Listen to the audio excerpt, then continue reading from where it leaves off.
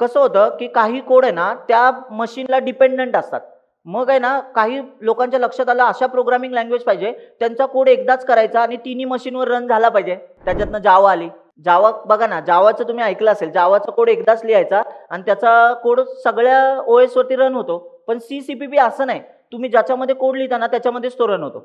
नंतर नंतर आहे ना C# वगैरे आले ना, त्यानंतर लोकांच्या डोक्यात काय आलं, अरे वा, जावामध्ये आपण प्रोग्रामिंग करूया, CPP मध्ये करूया, C# मध्ये करूया, पायथन मध्ये करूया.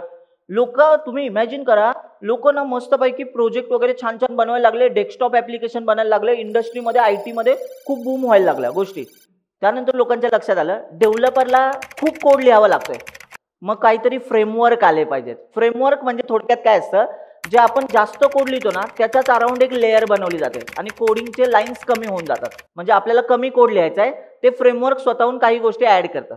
मग आता तुमच्या माहितीसाठी सांगून टाकतो, हे फ्लटर, React.js ऐकलंय ना, वेब डेव्हलपमेंटसाठी React.js वापरतात. अँड्रॉइड, हे सगळे काय, स्प्रिंग बूट बॅकएंड डेव्हलपमेंटसाठी बघा ना स्प्रिंग बूट वापरलं जातं.